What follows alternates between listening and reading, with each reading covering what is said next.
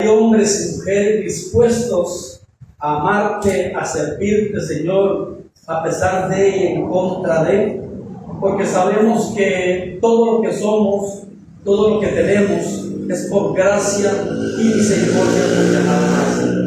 Hoy a ti te ha placido que nos levantáramos, que pudiésemos venir a este lugar a darte lo que a ti te pertenece, la alabanza, la adoración, el tiempo, Señor, que tú mereces, porque tú no mereces todo. Oro para que tú bendigas a tu siervo y le des, Señor, palabra de sabiduría, de revelación, de conocimiento, palabra de ciencia, en el nombre de Jesús, y que el alimento que tú traes para nosotros sea el que cada uno de los que estamos aquí necesitamos. Lo pedimos en el nombre de Jesucristo, el Hijo de Dios. Amén. Amén. Gracias, pastor. Que Dios le bendiga. Gloria a Dios. No me oía. Ya me oí. ¿Me oigo bien? Sí. Más o menos. No, más o menos. Ahora sí. Más o menos no existe. ¿Sabe por qué? Imagínense usted una mujer más o menos embarazada. No existe. Entonces, más o menos, Solo el más poderoso. son los más potentes, ¿sí? Mejor expreso. ¿Cómo están todos, hermanos? Bendiciones. Bien, gracias, Señor. Qué dicha, ¿verdad? Compartir el mensaje de hoy. Desde la semana pasada que el pastor me dijo, ya por allá se están sumando aquí el garrotazo que viene. No, el garrotazo, ya sí, hoy creo como tal. Yo le puse por título, Dios, me llamó la atención, Dios no busca cristianos. Ahí está. ¿Cómo se llama? Dios no busca cristianos. Qué dicha. Ojalá que apunten y se acostumbren a apuntar. Es bonito, ¿verdad? Que nosotros nos acostumbremos a eso, porque a veces uno agarra algo bonito de un tema y ¿qué era lo que decía aquel? Y se lo llevó. Dice que llegó el Señor, tiró la semilla y vino el enemigo y se la quedó. Cuando nosotros dejamos ir esa oportunidad, es el enemigo que se pierde. Y hablando ya del tema de hoy, Dios no busca cristianos. Cristianos es un título que se nos ha dado. Dice, ahí vienen los cristianos, son cristianos. Resulta que en la antigüedad los títulos se le daban solo a la gente que lo merecía. No cualquiera podía tener un título, no cualquiera podía ser rey, no cualquiera podía ser, no le decían señor a cualquiera. O sea, el título era para el que realmente lo merecía o se lo había ganado. ¿Por qué? Por méritos, se lo había ganado por esfuerzo, era un coronel de un ejército porque tenía los atestados que respaldaban ese título. Hoy en día los títulos se imponen sin ser merecidos. Vean qué triste. Nosotros podemos ver esto de los títulos en la política mucho. Resulta que llegó un nuevo presidente y aquel hombre amigote que en la vida había hecho nada, ahora es ministro de tal cosa. Ahora es embajador de tal cosa. Ahora es el encargado, es el viceministro. En la política nosotros vemos esos títulos. Vemos títulos de gente que va y saca en un instituto, pasa mucho en lugares privados donde se paga, y si son muy caros, tal vez no fue muy buen estudiante, pero salió con un título. No así en una universidad, por ejemplo, estatal, una universidad de Costa Rica. No digo que el sistema educativo de Costa Rica sea malo ni que haya hecho eso, no. Pero se han visto casos donde se paga, y si se paga mucho, pues por estos muchachos se les repite el examen, y hoy en día los exámenes son como para que nadie se quede. No sé si soy yo el que ha notado eso, pero el sistema educativo de ahora, que aquí están mis nietos, vamos a estudiar de colegio, con solo ir a clases y lo otro que se llama cotidiano, trabajo cotidiano, con solo eso te pasa. Asistir a clases y el trabajo cotidiano que es llevar los apuntes, presentar el cuaderno, con eso usted pasa. O sea, usted no tiene que ser una persona esforzada, estudiosa, que se queme las pestañas como hacía uno ir a la biblioteca, cuando teníamos que ir a la biblioteca a sacar los cuadernos, a sacar apuntes. ahora está San Google y San Google nos da todo. Y sin embargo, cada vez nos ponen menos carga. ¿Para qué? Para que nuestros jóvenes no se traumen. Oiga, cuando yo estaba chiquitito era terrible. Y mi nota era rojo. Allá aparecía un azul de vez en cuando, sola, triste y abandonada. Entonces después se la pongan porque si no, se la ponen, ¿verdad? Hoy en día usted no le puede poner a un niño una nota de color rojo porque le crea un trauma. Es que es tremendo. Ya las notas no saben de color rojo. Estamos haciendo profesionales que no vienen muchas veces con las buenas bases necesarias. Y ojo que estamos hablando a nivel secular. Ahorita me meto con la iglesia. Ahorita me meto con el pueblo. Estamos hablando de títulos. Hoy en día vemos en la iglesia del Señor cómo no hay temor de llamarse profeta, de llamarse pastor, de llamarse, ¿cuál es el otro? Apóstol, maestro, evangelista, evangelista, y sigue el otro que están usando ahora, que es el coach. Bueno, el coach es como más bonito, pero no es ay, ¿cómo se llama?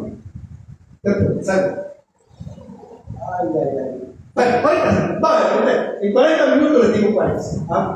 Entonces, no hay ese temor de llamarse eso, porque usted resulta, sucede, acontece que usted va a pagar una mensualidad y lo hace pastor. No por llamado, sino, bueno, ahora ya los pastores ya están como más obispos, ¿verdad? Yo les digo obispo. No, el tema pastoral ya no es como tan llamado. Antes era pastor, wow, qué buen pastor. Ya fue profeta, viene el profeta. Pero ya puede ver como pastor y profeta, como ya hay mucho. Voy al siguiente paso, y ahora soy apóstol. Y ahora soy, ese que les acabo de decir, obispo.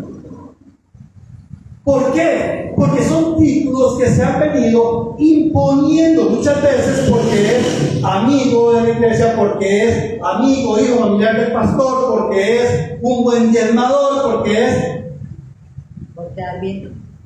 Porque tenemos que quedar bien y se impone olvidando que Dios va a respaldar su palabra. ¿Ok? Entonces resulta que el varón se mueve por ser profeta. Y el hombre quiere ser profeta. Y el hombre empieza a soltar profecía. Aunque no sea, pero el hombre quiere soltar ser profeta. Y se mete a la escuela profeta. Y en la iglesia, aquí también como que muchas escuelas de profetas, pues hay concilios proféticos. Pero el hombre quiere irse por ahí. Y es muy buen ofrendante, es muy buen diezmador. Estamos en la iglesia, el pastor ve que el hombre quiere y el hombre no lo está haciendo de mala gana. O acá. El hombre va y se prepara, lee Biblia, porque desdichadamente hoy en día hay muchos profetas que no estudian la palabra. ¿Cómo van a venir a darle palabra al pueblo si no estudian la palabra de Dios? ¿Creen que todo es solo por revelación? No. Yo tengo que profundizar en intimidad, en estudio de la palabra. Y el hombre quiere. Y entonces dice el pastor, bueno, no, que el hombre se esfuerza y el hombre siente el deseo. Y viene este varón y viene y visita la iglesia. Y el varón sí es profeta, pero es buen amigo del pastor. Y le dice, ay, aquí hay un siervo de la iglesia que tiene el sueño y la misión. Y yo siento, dice el pastor, yo siento que él tiene el llamado. Porque tal vez en algún momento ministerial el Señor, el Espíritu Santo, lo usó como un manto profético, que no es lo mismo. ¿Ok? Pero el hombre sintió que ya. Él sintió del aceite le bajaba el pelo y se limpiaba y toda la cosa, que él sintió la unción del Espíritu. Entonces viene este profeta y lo unge como profeta. Pero Dios no lo quería usar como profeta, lo quería usar como maestro, lo quería usar como pastor, lo quería usar como evangelista. Pase, mi hermano, pase. ¿Me explico? Lo que Dios quería hacer con él se quedó truncado por el deseo de él. Y le dieron el título para el cual Dios no lo tenía preparado. Dios no lo iba a usar como profeta porque lo quería usar como maestro. Lo quería usar como evangelista. Pero él se encabezonó en que quería hacer. Entonces le pusieron el título. Lo vencen. Yo conozco de gente que los hicieron pastores, no sé ni por qué, y dijo, yo estoy haciendo esto porque me pagan, pero a mí esto del evangelismo no me gusta. ¿Verdad que fuerte?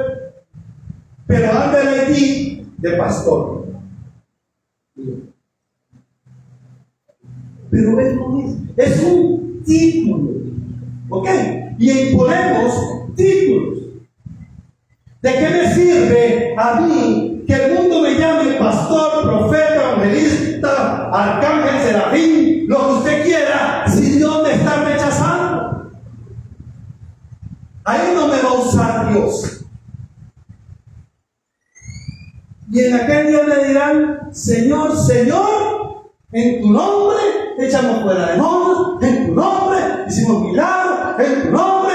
Y dice el Señor, apartados de mí. ¿Y qué le dice? Hacedores de maldad. No los conozco. Pero ¿cómo se veía esa gente aquí en la tierra? Vea, vamos a ir a la palabra en el libro de Hechos, capítulo 11, versículo 26, para empezar a armar esta carta.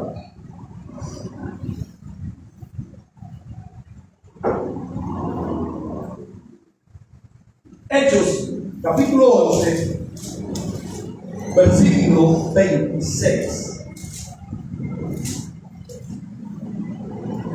Una mente grande.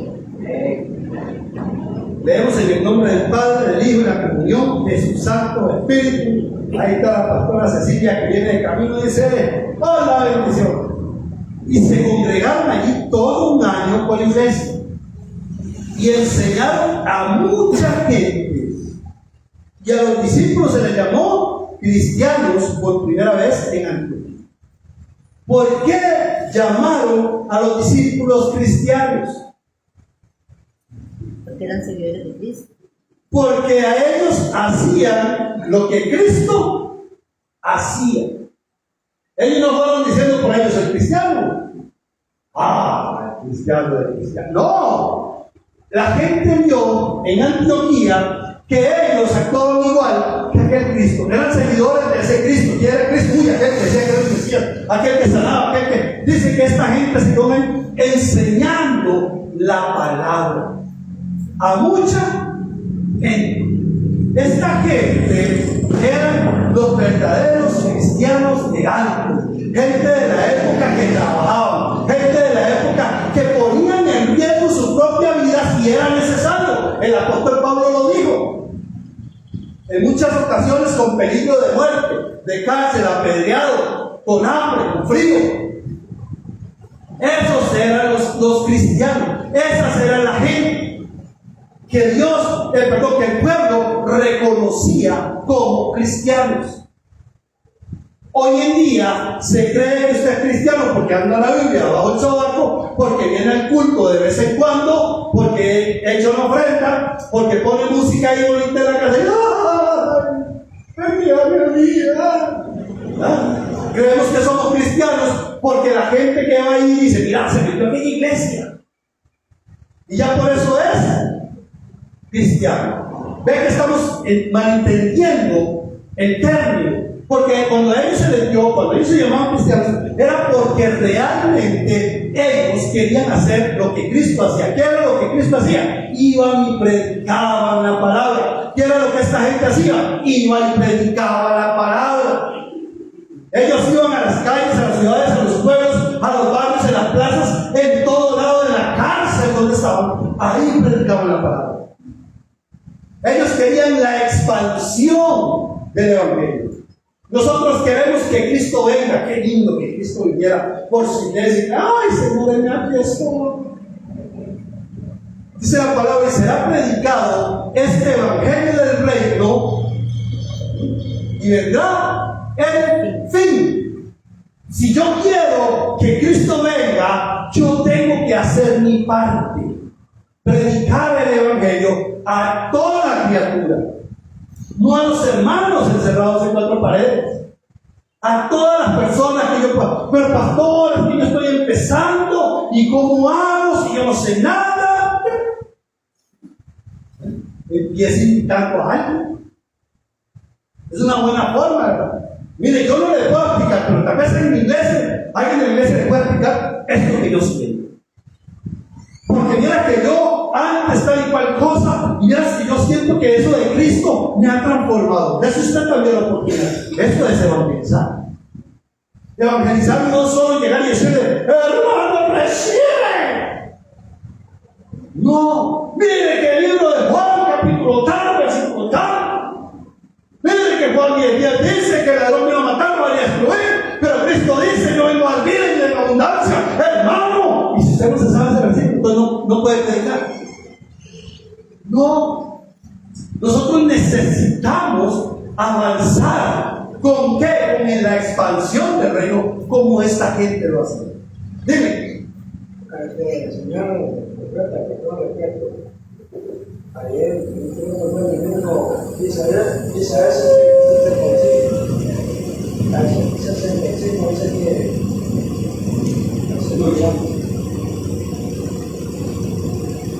Gloria a Dios. cuando digamos aquí,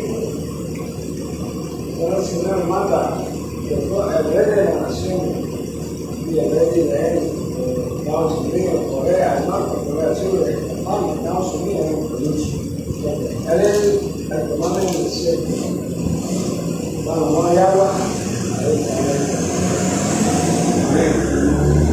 Entonces, hermanos, seguimos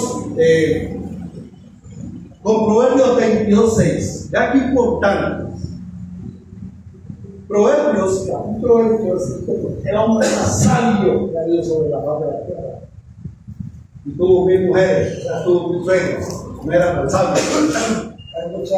Proverbios 22:6 dice: instruye al niño en su camino, y aun cuando fuere viejo no se apartará de él. Yo tengo que instruir al Señor. Vean la importancia de unas buenas bases. Ahora, usted dirá, bueno, pero es que yo estoy llegando ya adulto al Evangelio. Ok, resulta que cuando usted viene, usted está naciendo de nuevo. Si usted no conocía al Señor, usted es un recién nacido espiritual. Usted necesita empezar ¿a qué? A recibir ese alimento. Usted necesita empezar a caminar en esa revelación, a que le den esa comida. Pablo dice, bueno, no se les puede dar comida sólida, pero el pan, comidita. Se puede empezar, no puede esperar usted que le empiecen a hablar de escatología y que le empiecen a hablar de todas esas cosas, porque se le va a hacer un arroz con mango. Entonces yo necesito entender que aquella gente que está en los pies de Cristo son recién nacidos espirituales. Tengo que buscar que los instruyan desde pequeño. ¿Con qué? Con la palabra verdadera, no promesas, no regalos, no andar regalando ministerios. Los ministerios no salvan, los títulos no salvan. Gente que entienda que la palabra de Dios te tiene que hacer transformar y cambiar tu vida. Si yo recibo palabra hoy, mañana, pasado, el domingo, un mes, un año, 2 años, 3 años, y mi vida sigue igual, yo no estoy haciendo nada. La palabra no está haciendo nada porque yo no la dejo entrar. Es acá porque la palabra dice que la palabra de Dios es viva y es eficaz. ¿Ok? Y que cumplirá el propósito por el cual Dios la envió. Pero si yo no la dejo entrar a mi vida, la palabra no me va a poseer. No hay una posesión. El único que hace posesiones, ¿quién es? Satanás. Cuando se le deja entrar, ay pastor, pero es que yo lucho por dejar este vicio, pastor, no puedo. Yo lucho y usted no se ha entregado a Dios. La palabra del Espíritu. No se ha entregado. ¿Por qué? Porque se lo dice a alguien que fue alcohólico y drogadicto. Y yo entendí que hasta el momento en que yo iba a dejar eso fue cuando me entregué a Cristo. Y cada vez que quería consumir, en vez de ir a buscar plata o buscar guaro, buscar lo que fuera, me ponía a orar. Porque la palabra de Dios es viva y es eficaz. Y si Él dijo que Él vino a libertar a los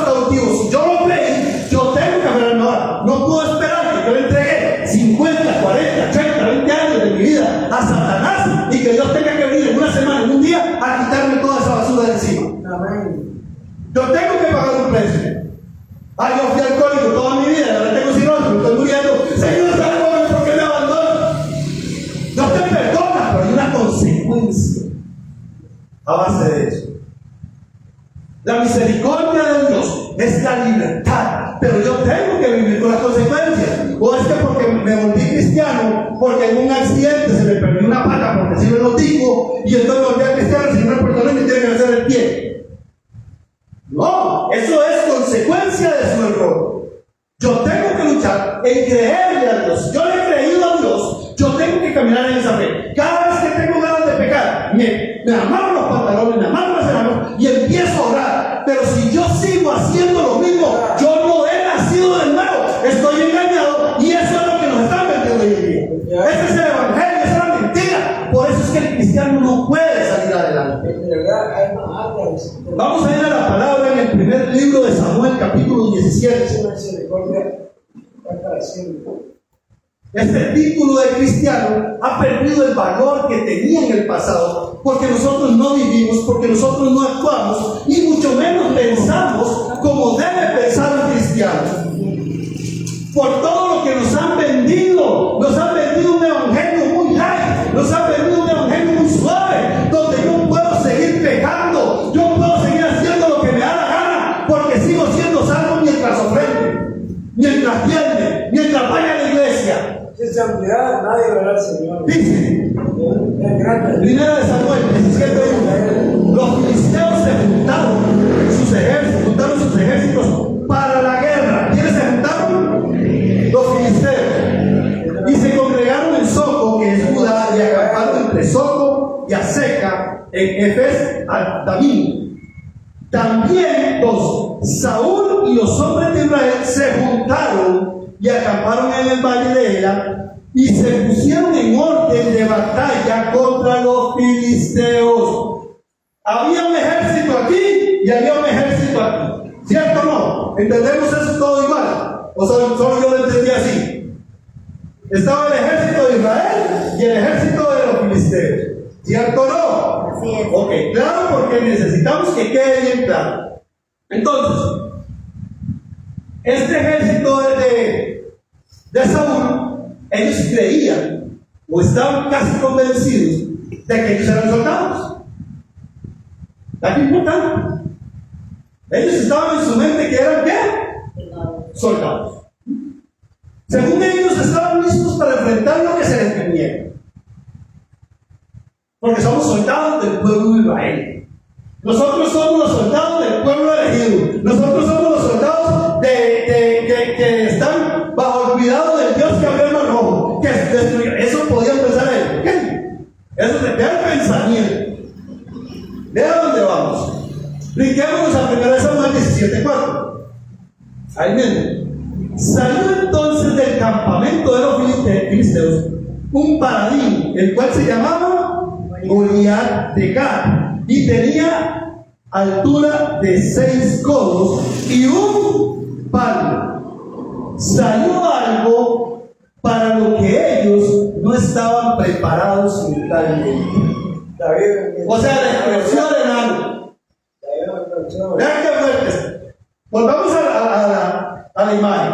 Está un ejército aquí y está un ejército aquí. Y según uno decía, venga, para que vea cuánto nos toca cada uno. Decían, ahora recordemos que entre este ejército estaban los hermanos de David. Cuando David iba a hacer un video, llegó Samuel, y vio el más grandote y hermoso y fornido, el hermano mayor de ahí, y dijo, este es. O sea, era un hombre que macucón. Así, entonces está el ejército aquí y está el ejército aquí. Y todo estaba muy bien hasta ahí, hasta que salió ¿quién? Goliat. Y le ha salido semejante macuco. ¿Y cómo hicieron todos? Puro chavo. Pero eran soldados. Los dos eran soldados, los dos grupos eran soldados. ¿Qué cambió ahí? El pensamiento. Vámonos al 17:11. Oyendo Saúl y todo Israel estas palabras del filisteo, se turbaron y tuvieron gran miedo. Si no conocen la historia historia, parafraseándola un poquito, Goliat se paraba enfrente y les gritaba y los retaba, pero nunca avanzó. Siempre solo que habló. Y dice que ellos oyeron y se asustaron. ¿Verdad que fuerte? Oyeron y se asustaron. Le tuvieron miedo a las palabras de aquel mamulón. Este hombre era algo que nunca habían visto. Ellos ya habían peleado, ellos habían muerto, habían visto cómo mataban, cómo esparzaban gente, ellos veían eso, pero les salió algo que no habían visto. Su mentalidad estaba condicionada por lo que conocían. Aquí es donde quiero que empecemos a entender: el Dios no llama cristianos. ¿Por qué? Porque a nosotros nos han condicionado la mente. Esta gente creía que era el pueblo, el ejército del Dios viviente, el poderoso, el invencible, pero su mente estaba limitada hasta algo. Ese gigante que lo conocí. Era necesario que llegara alguien que pensara diferente. Nosotros en la iglesia moderna necesitamos que llegue gente que piense diferente, que piense como pensaban nuestros antepasados, nuestros abuelos en el inicio del cristianismo. Tenemos que empezar a desechar todo el montón de basura doctrinal que nos han estado regalando durante años, donde estamos en una iglesia bien comoditos sentados. Yo hoy estoy feliz porque hay abanico que me está dando. La última vez que me paré aquí casi me descompongo, me iba a derretir. No, antes no había eso, pero vean que nos han vendido. Que para que la iglesia esté cómoda, porque si hace calor se va. Es que si hace frío se va. Es que si hace cómoda se va. Es que ese es el evangelio. Por eso nos han limitado. Esta gente tenía limitado a un ejército. A un ejército, perdón. Estaban limitados ¿a qué? A que tenían una batalla con gente igual que ellos, con gente que tenía un estatus igual que ellos.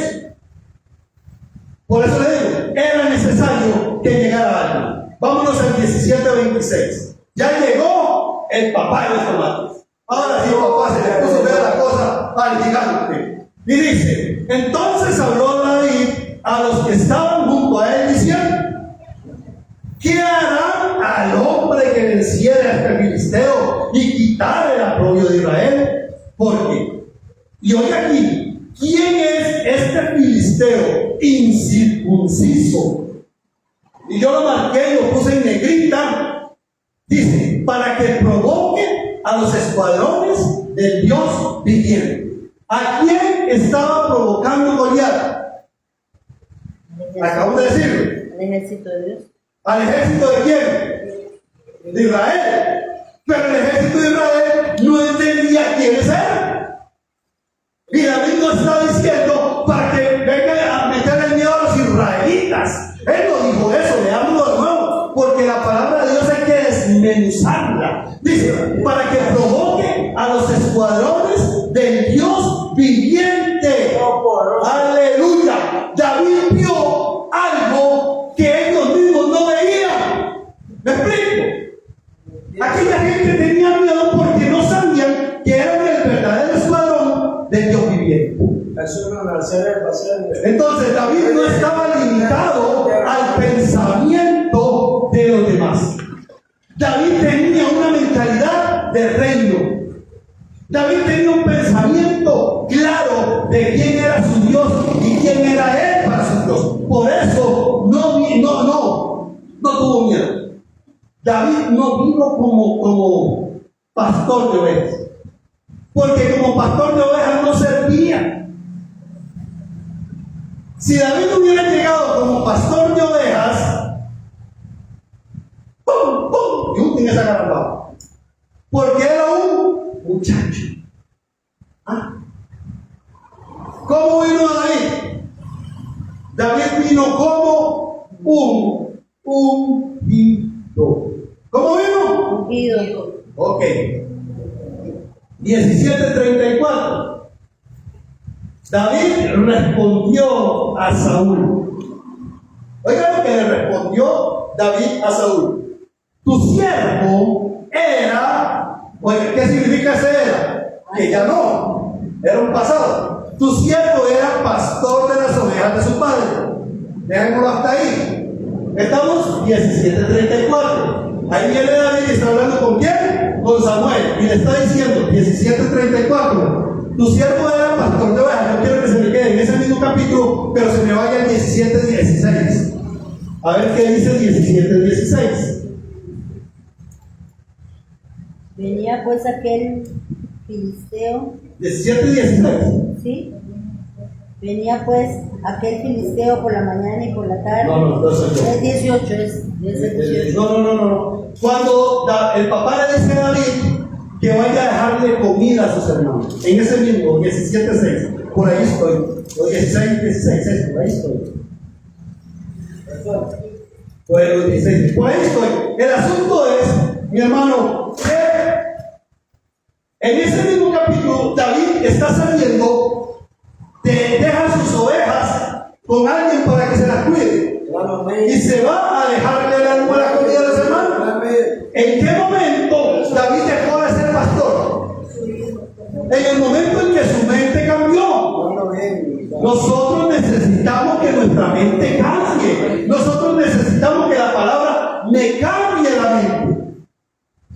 Si la palabra no me cambia, yo voy a seguir yendo a la batalla con el cargo incorrecto.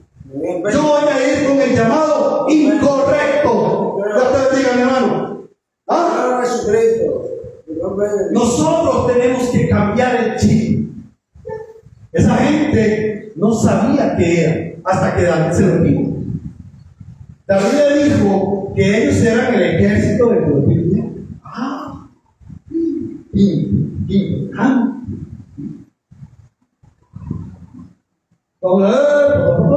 Ya me perdieron ustedes. En ese momento David ejerció su título de ungido. Ahora, vean qué importante.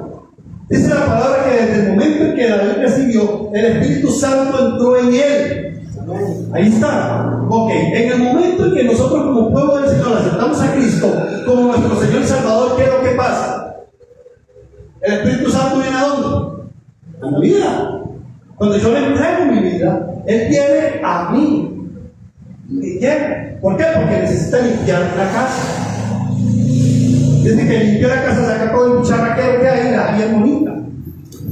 Entonces yo ya estoy siendo un qué? Un. Pero seguimos con mentalidad diferente.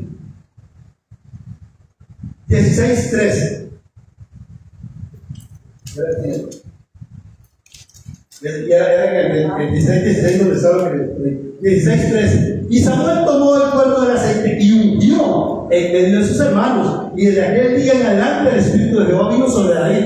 Se levantó Samuel y se volvió a Ramá.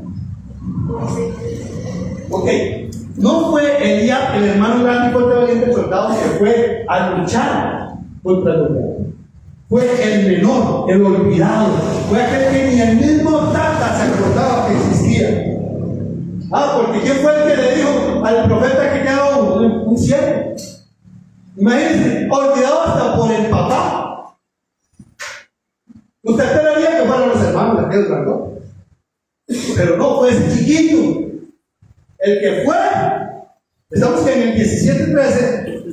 En el 17:24 David va a pelear. Y en el 16:16 es cuando David deja las ovejas. Es decir, yo era. O sea, están pasando unas horas. Él necesitó unas horas para cambiar de chip.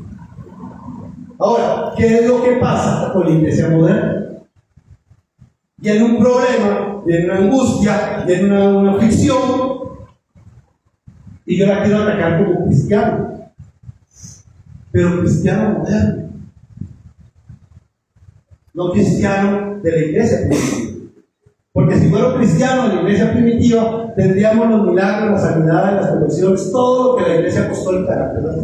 ¿Por qué nosotros no la tenemos?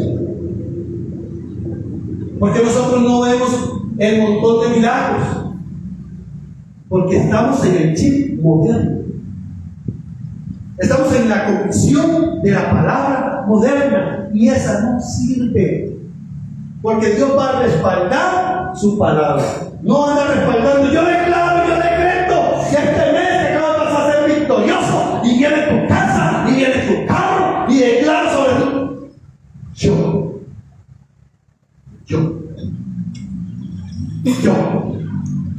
¿Qué dice Dios? ¿Qué dice Dios? Hay gente que le gusta que le den palabra de prosperidad. Y no está malo, porque no le gustaría no tener deudas. Sería feliz no teniendo deudas.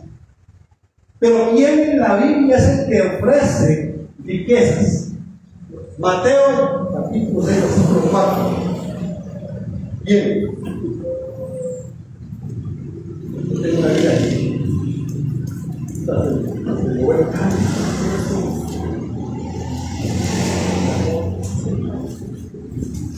Mateo 6:4 dice: para que sea tu limosna en secreto y tu Padre que ve en secreto.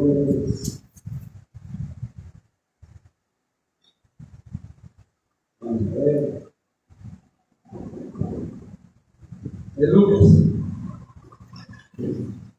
Lucas 4:6.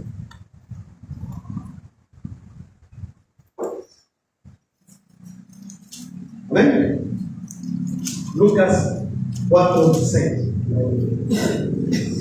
Y le dijo el diablo: a ti te daré toda esta potestad y la gloria de él, porque a mí me ha sido entregada y a quien quiero la gloria.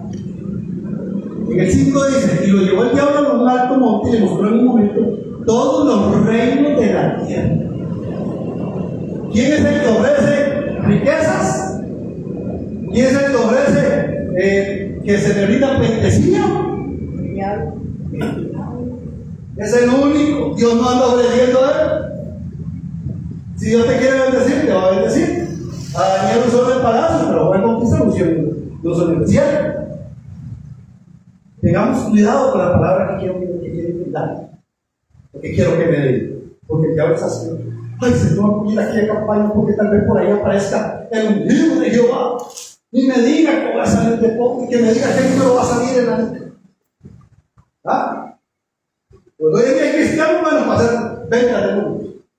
Y rifas y todo eso. Entonces, mis hermanos amados, vean lo importante de tener la mentalidad correcta. Pero yo, para tener la mentalidad correcta, yo tengo que tener también la capacidad de hacer lo que la palabra de Dios me dice de la manera correcta. Lo que la Biblia a mí me enseña de una manera correcta, lo que es correcto. Por eso es que el cristiano moderno está en tantos problemas. Señor, ¿por qué no me ayuda? Soy tu hijo, soy cristiano. Miren mi Biblia, está toda rayada. Dios no anda buscando cristianos, Dios anda buscando ungidos, o sea, hijos, sobre los cuales está el Espíritu. Bueno, en los cuales hoy en día el Espíritu está en nosotros. Antes estaba sobre nosotros. En el Antiguo Testamento dice que el Espíritu venía sobre.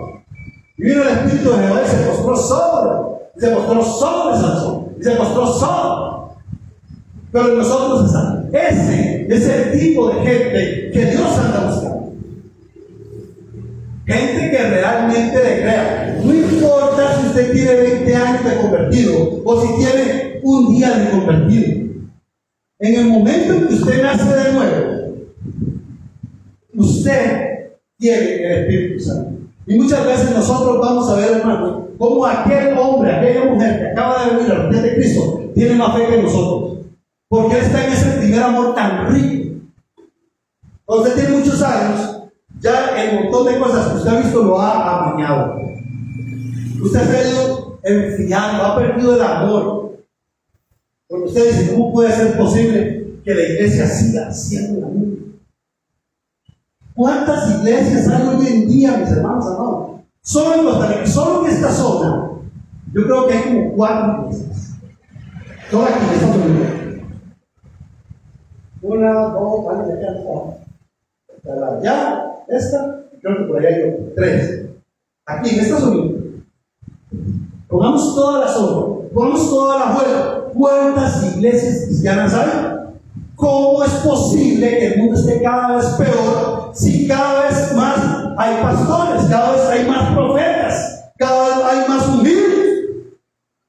Yo no me explico, mi cerebrito de pollo no puede entender cómo es posible que habiendo tantos profetas, habiendo tantísimas iglesias, la iglesia del Señor siga encajonada en 4 paredes. O sea, no lo entienden. Es que la iglesia está llena del Espíritu Santo. Bueno, se cansarán de oírme decir que si la iglesia estuviera llena del Espíritu Santo, las iglesias de 4 paredes estarían vacías. Porque el Espíritu Santo lo que quiere es que su palabra se predique. Y va a ir a aquellos porque tiene amor por las almas. El que dice que ama a Dios y no ama a las almas está engañado. Porque si yo amo a Dios, amo lo que Él ama. Y Él ama las almas. Él ama a los perdidos. Él ama a aquel que se acaba de ir. A esa es la gente que es espiritual. Pero ¿de qué me sirve a mí dar 25 discipulados aquí? De cómo evangelizar en un casal. ¿Cómo en tantas iglesias, en tanto mal? ¿Cómo? Ya, porque seguimos viendo cristianos haciendo rifas. Porque seguimos viendo cristianos viendo lo que no tiene que ver, viendo películas de terror, viendo novelas, viendo esto. ¿Dónde está el cristianismo entonces? ¿Dónde está el nuevo nacimiento? ¿Dónde? Porque si yo nací de nuevo, yo no me imagino que yo nazca de nuevo y diga, yo quiero nacer en la versión mejorada, con todo eso, pero bien acomodado. No cuartón, no con becas. O sea, yo quiero ser la versión mejorada, pero volver a nacer para ser igual, donde está el chiste. Esos son los nuevos nacimientos que hay hoy en día. Por eso la iglesia sigue con ese allá cuando hay un problema. Ay, pastor, es que me vieron vomitar, pastor. Salí con un ataque de caspa. Porque llegamos con mentalidad de qué? De cristianos. Cristianos modernos. Usted quiere llamarse cristiano, diga siervo inútil soy. Y ojo ahí que tiene que tener mucho cuidado de decir eso. Porque cuando Pablo dijo, siervo inútil soy, lo que tenía que hacer, eso hizo. ¿Usted sabe qué es lo que tiene que hacer? Y si sabe lo que tiene que hacer, lo hizo. Para poder llamarse, aunque sea siervo inútil. Está como me acaba de decirme. Profeta de profetas. Dice aquel por acá en Costa Rica, que no puedo mencionar el nombre porque tiene mensaje. Pero el profeta de profetas de Costa Rica da las profecías para el 2025 que nunca ha pegado uno. Y la iglesia la tiene. Y la gente ahora le pone una mano. Eso es. Eso es el cristianismo. Si yo quiero llamarme cristiano, yo tengo que comer esta palabra. Tengo que entender esta palabra. Tengo que escudriñarla. Señor, ya que no te soltaré hasta que me bendigas, porque lo que quiero es una casa, porque lo que quiero es un carro, pero nunca le digo hasta que yo pueda entender este versículo. ¿Por qué Jesús lloró? Porque sí le amo. Pero agarré la Biblia, la por leer. Primera de Samuel 17:51, por ahí terminando.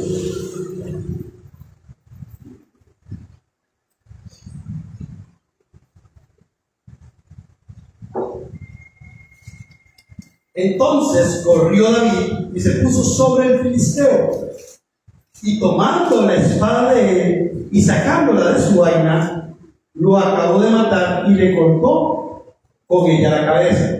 Y cuando los filisteos vieron a su paladín muerto y huyeron, levantándose luego de los de Israel y los de Judá, gritaron y siguieron a los filisteos hasta llegar al valle y hasta las puertas de Ecrón, y cayeron los heridos de los filisteos por el camino de Saharín hasta Gad Ecrón. Cuando vieron el poder del cambio de mentalidad de aquel jovencito que pensó diferente, ahí se fueron valientes. Nosotros queremos que lo tenga el gran evangelista, el que tiene estadios, el que hace todo, prosperidad. Nosotros necesitamos que se levante David con ejemplo, por sus frutos los conocerán. Gente que no le teman a las vicisitudes de la calle. A eso sí no lo necesitamos. Eso fue lo que esa gente hizo, ¿no? Nosotros creemos que estamos con una visión de reino, y lo que estamos es con una visión de evangelismo de culto, que es creer solo que con prédicas y reuniones la iglesia se va a salvar. Desdichadamente la iglesia no se va a salvar así, porque dice obediencia, quiero y no sacrificio. Uy, Señor, ¿cómo me voy a echar estos 5 días? No es para tu boca, porque son corrientes. Pero uno le está pidiendo eso. Y predicar este evangelio. Eso sí es un mandato. Lo otro es agradecimiento. Usted no da para recibir, usted da porque ya recibió. Ok, eso es lo que la palabra dice. Entonces, porque yo tengo que creer que Él me va a salvar. A mí lo que me va a salvar es la obediencia, que es lo que Dios espera de mí. Si yo entiendo eso y lo hago, bueno, por el camino. Pero puede estar seguro que si yo quisiera hoy en día tener un título, un carnet de profeta, ahí la mano los hace. No, hasta el serafín se lo hace. Le ponen ganitas y todo. ¿Qué quiere poner una? Lo difícil es nacer de nuevo, según las Escrituras. Porque dices que conmigo recibieron el Señor 500 personas. ¿Dónde están esas 500 personas ahora?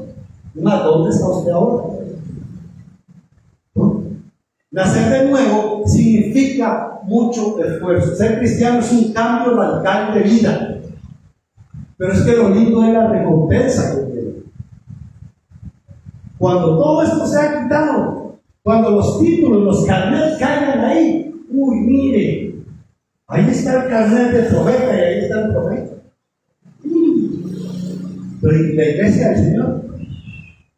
Aguanta. Ahí va a ser. Pero dice que después vendrá el cambio del diente. Primera carta de Pedro, capítulo 2, versículo 9 dice, y ya con eso terminamos: mas vosotros sois linaje escogido, real sacerdocio, nación santa, pueblo adquirido por Dios, para que anunciéis las virtudes de aquel que los llamó de las tinieblas a su luz admirable. ¿Para qué? Para darle caso, para darle cargo, para ser un profeta, para ser apóstol, serafín. El que la vida la espada Gabriel, para que anunciemos las virtudes de Dios. Para eso es que nosotros fuimos salvos. Y cuando nosotros creemos esa palabra, vamos a empezar a caminar como sacerdotes, como un pueblo adquirido por Dios y como una nación santa. Si yo no hago eso, ni para qué me levanto, porque Dios no va a respaldar mis caprichos, va a respaldar su palabra. Permítame que se ponga sobre sus pies, vamos a llegar a Dios.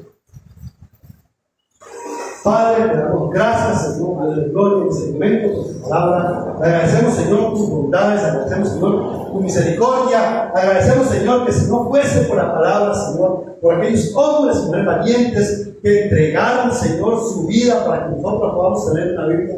Nosotros no sabíamos, Señor, que nos es capaz una persona que camina conmigo.